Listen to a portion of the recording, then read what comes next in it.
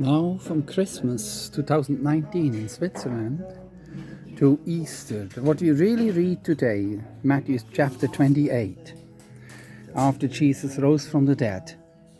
We read from verse 11 today till the end, verse 20, and that will be close to reading of Matthew's Gospel. You can read in Arabic, in Urdu, in Amharic, in any language you like. It's the same, based on the same Greek original text. And it's a mid-first century record. It's not made up by the church, but by the historian and by the tax collector Matthew, who was writing down exactly what he has seen and what he experienced.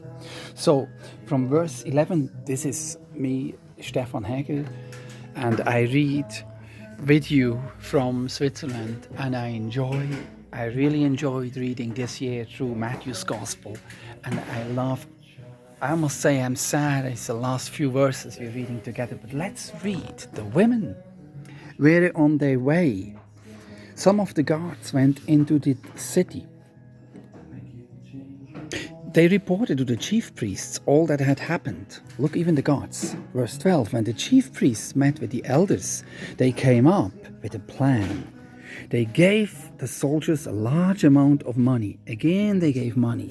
They told the soldiers, we want you to say, his disciples came during the night. Look, it's the money they got. They stole his body while we were sleeping. If the governor hears this report, we will pay him off. So they want to pay him a bribe.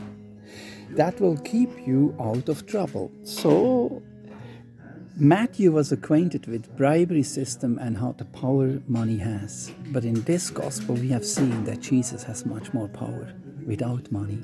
And he confronts those people who love money too much, including Judas Iscariot, including those who brought the coin, the Pharisees, and all the corrupt people of the time. Now, so the soldiers, they took the money. We read in verse 15 that they took the money and did as they were told. This story has spread all around among the Jews to this very day. You know, to this very day, in politics, in world politics, all over the world, people who love money, they devise corrupt schemes, and then they have to lie to people, tell a story which people believe, so they could keep their position of honor and their position to earn more illegal money from big companies and from governments. Look, just as the soldiers did, the Roman soldiers, the Jews gave them the money. Now, verse 16, just as the women were promised,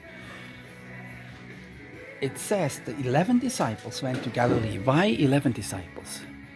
Because Judas Iscariot hanged himself. He was dead. So one less. 11 disciples, they went to Galilee, which was quite in the north of the country. So it took them not just hours, but days to reach there. So they went to the mountain where Jesus had told them to go. When they saw him, they worshipped him. But still they had doubts. They doubted, is Jesus really the one he said he was? And is he now to restore the kingdom and he will take his seat as a king of Israel? Or where is he? Is he actually coming? And what is with us now? What is his plan with us?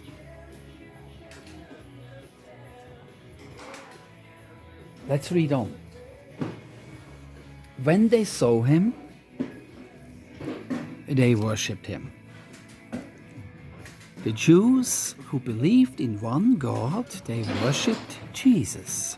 How is this explainable? They would not worship simply a prophet. They've been with him 3 years. Why would they worship Jesus? Were they all in a mistake? They were Jews.